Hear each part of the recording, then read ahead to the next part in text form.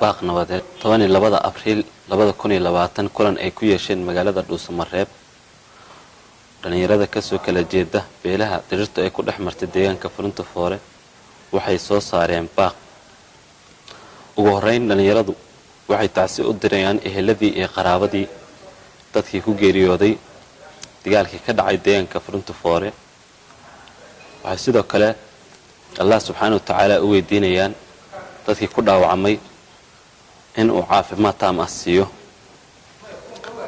dhalinyarada ka soo jeeda degmooyinka Cadaado iyo Cabudwaaq waxay ku baaqayaan in si bilaa shuruud ah loo joojiyo colaadda waxayna codsanayaan in khilaafka iyo tabashooyinka lagu xalliyo wada hadal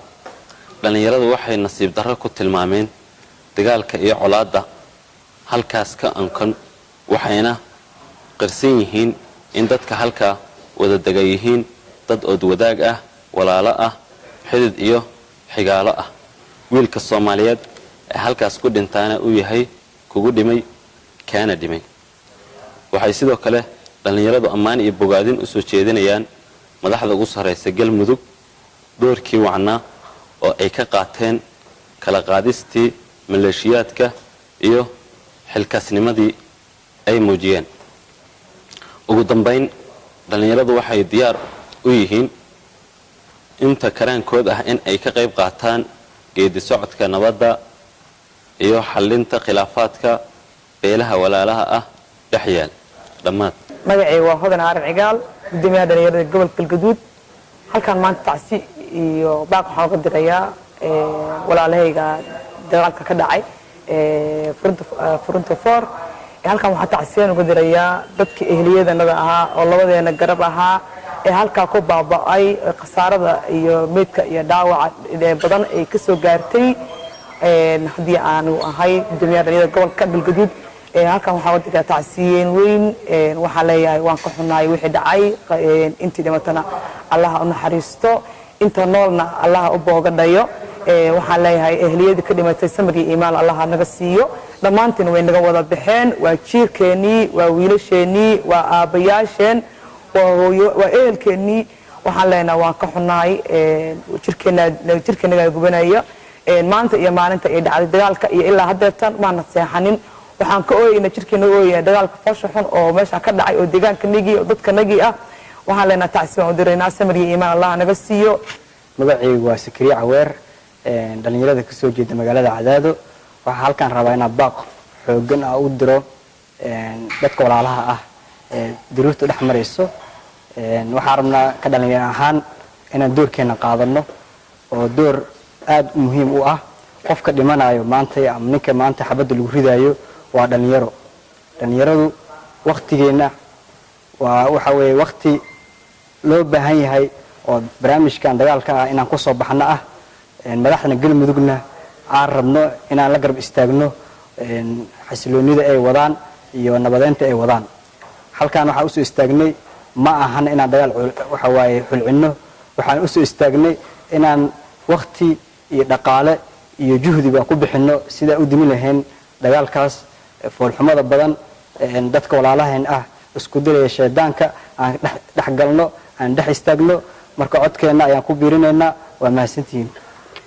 magacaygu waa Deeq Cabdi Xalane kamid ah dhalinyarada ka soo jeeda deegaanka Cabudwaaq runtii sidii dhalinyarada ugu horeysay ay halkaan uga hadleen waxaan baaq u dirayaa dadka walaalaha ah ee ku dagaalamay Furunta Foore in dagaalkaas sidii loo dhexgeli lahaa iyo sidii loo joojin lahaa iyo sidii loo kala qaboojin lahaa laga shaqeeyo dhalinyaradu waxay ku garab taagan yihiin madaxda Galmudug madaxweynaha iyo madaxweyne ku-xigeenka iyo waxgaradka Galmudug dagaalkan runtii waa dagaal daba dheeraaday taariikhdiisa aan ku hayay 83 buu soo bilowday waxaa la rabaa sanadka maanta ah in dhalinyarada iyo madaxdooda gacmaha haysta ay soo afjaraan in loo istaago in lagu dib jiro in loo seexdo in la isku duubnaado Galmudug way ka hadhay deegaanada kale iyo maamul goboleedyada kale maantay colaad nama anfacayso colaad dhiig baa ku daata waxa ku luma wax khasaara ku dhacda ee faa'iido laga helo waxaan codsanayaa madaxda Galmudug waxgaradka Galmudug odayaasha Galmudug waxgaradka ganacsatada in dhammaan loo kaco 83 xabadii bilaabatay in la soo afjaro sanadka maanta ayaa codsanayaa waa dhalinyarada Galmudug ilaahaygi yani maxaa leeyahay nabadan iyo caafimaadkan ugu abariistay horta mahad leh waxaan aad uga xumahay colaadda reer galmudug muddo 20 sano ka badan haysato oo keenaysa qabaa'ilaad iyo wax noocaasa beelo walaalaha oo wada dhashay inay maalin walba wada diriraan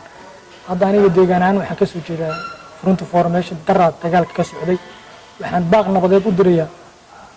oo baaq nabadeed oo afkiga gacan iyo maxaa wax walba ah dadaal badan ku bixiyay in nabad dadkan deegaanka wada dhashay oo dadka ehelka oo labada beelood wiil iyo abtigi wiil maxaa adeerkii inaysan dib dambe isku dagaalin inaysan yani colaad dambe aysan deegaankan uusan ka dhalan dowladda federaalkan waxaan ku baaqayaa inay dadkan beelahan ilan ayada matasho ayada deegaanka yani maxaa dowlad u tahay shacabkoodii bay ka mid tahay in wax badan يعني ذات كان محلي دجال كان علاقة أنت بدن كسوجر إنه واحد بدن كقبة الدولة الفدرالية إيو قاصة مدح الرجال مد مدحوينها يو مدحوين كحيان كأنت وحرجيني إن باغ النبضات ويدوا يدرين يعني كذا بين دونان يسون ورقات كلية يسون نقط فعل كلية قول النقشي وحبا وقبنا إنه يسون نقط أي النقاط دجال بدن ذات كان وجوريو ودجال بدن وجود بحيو ومحل ده وحقا نعفي حتى واحد دون تاكو بعض وقت يجود ينتبه إنه يكون بحد